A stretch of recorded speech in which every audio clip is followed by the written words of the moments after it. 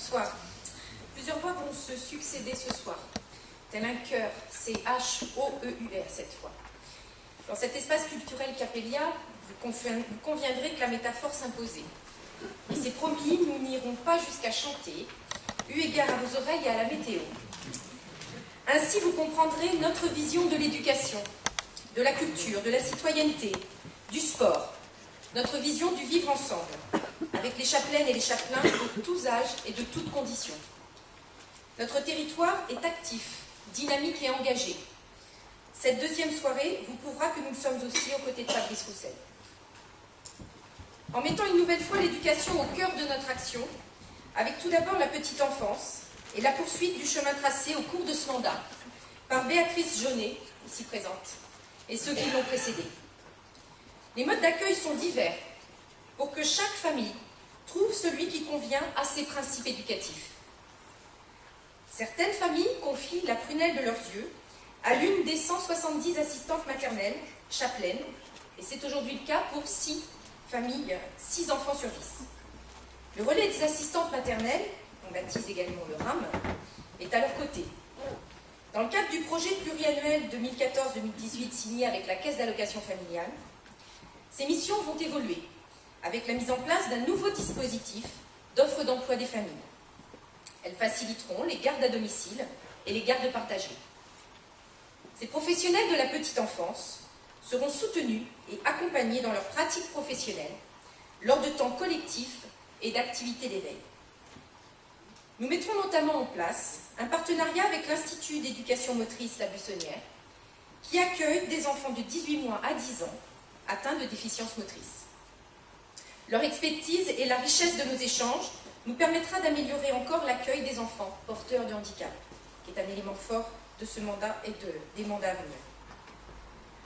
D'autres familles optent pour des structures d'accueil collectif, qu'elles soient associatives ou municipales. Nous créerons donc un multi-accueil en remplacement de la halte garderie 1-2-3 Soleil, permettant à cette structure de passer d'un accueil occasionnel avec seulement 8 places limitées à 4 jours à 30 places d'accueil régulier. Nous accompagnerons également le projet de transfert d'une crèche associative aux Perrières.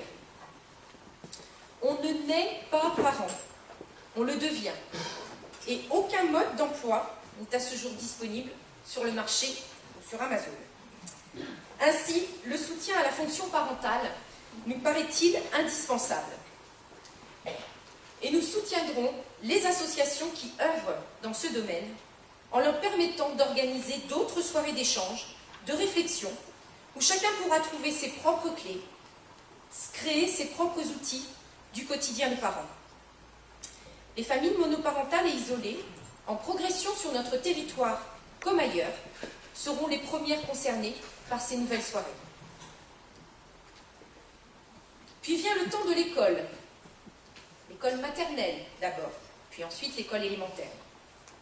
La ville contribue à son bon fonctionnement en accompagnant les enfants et les adultes avec un personnel qualifié et reconnu.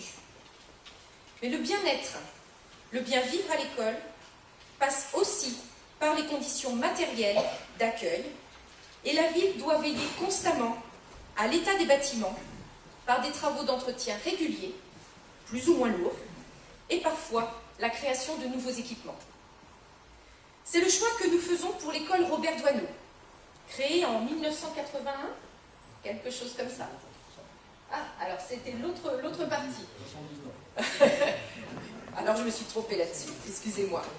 Alors on parlait de la Haute-Pournière, hein, il y a eu plusieurs bâtiments, certains s'en souviennent mieux que moi ici ce soir. La partie maternelle de l'école Robert Doisneau sera déconstruite, puis reconstruite, et sa partie élémentaire sera réhabilitée.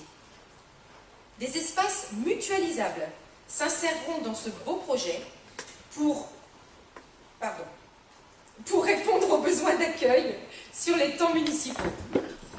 Nous créerons ainsi un nouvel espace, un véritable lieu de vie pluriel, répondant aux besoins des enfants, sur leur temps d'apprentissage auprès de leurs enseignants, et sur leurs autres temps éducatifs, que sont la restauration scolaire, l'accueil périscolaire et l'accueil de loisirs. Comme vous le savez, notre commune est très étendue. Nos 70% d'espaces naturels sont à ce prix. Mais nous souhaitons aussi construire la ville des courtes distances. Un projet plus réduit, mais non moins ambitieux de centre de loisirs, associé à l'école, verra donc le jour à proximité de l'école Beausoleil. Les modulaires installés à l'école de la Blanchetière et Lande de Mazères seront également remplacés par des constructions pérennes. Ces 3 projets nous permettront de mieux répondre aux attentes des familles qui nous confient déjà aujourd'hui près de 220 enfants en accueil de loisirs et plus de 500 enfants en accueil périscolaire. Et ces lieux de vie pluriels permettront l'émergence et la réalisation d'un projet partagé de parcours éducatif co-construit avec les enseignants.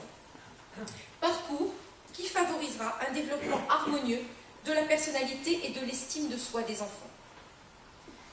Nous investirons dans l'avenir en leur garantissant des conditions d'éducation au présent qui privilégient le partage, l'économie d'espace et de moyens. Bref, un vrai projet pour partager des moments différents dans un même lieu, auprès de personnes différentes, mais qui sont porteuses des mêmes valeurs éducatives. Puis au sortir de l'école élémentaire, commence l'adolescence.